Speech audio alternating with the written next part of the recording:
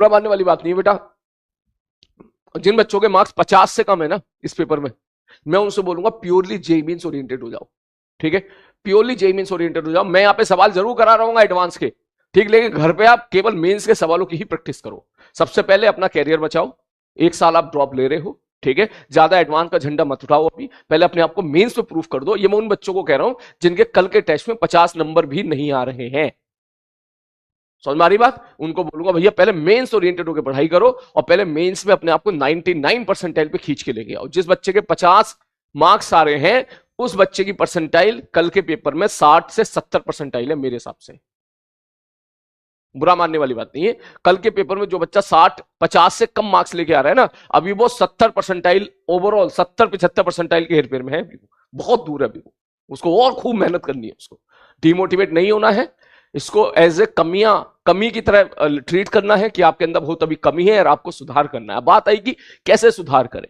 उनका सुधार करने का सबसे बढ़िया तरीका यही है कि उसी पेपर को घर पे ले जाके फिर से सॉल्व करो और फिर देखो कौन सा सवाल क्यों गलत हुआ था।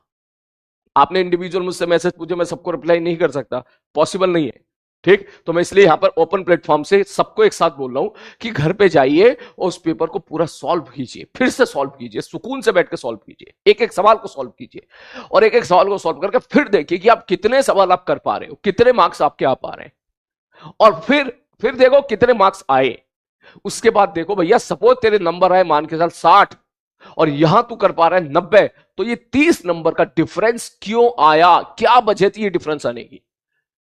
कौन सी वजह थी जिसकी वजह से तेरे 30 नंबर के सवाल जो तुझे आते थे और तू उसको स्कोर नहीं कर पाया? वो क्या वजह थी? वो वजह फाइंड आउट करो और वो वजह बेटा तुम ही फाइंड आउट कर सकते हो, मैं नहीं फाइंड आउट कर सकता, क्योंकि वो गलतियां आपने की हैं, आप पेपर दे के आए हो।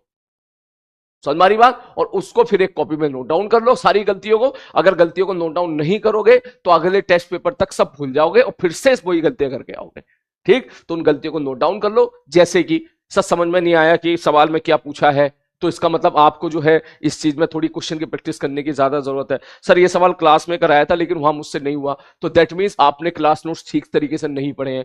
ये सवाल जो है एचसीबी का था, सर ने होमवर्क भी दिया था और मुझसे नहीं हो पाया, दैट मींस आप होमवर्क को ठीक तरीके से नहीं कर रहे हो।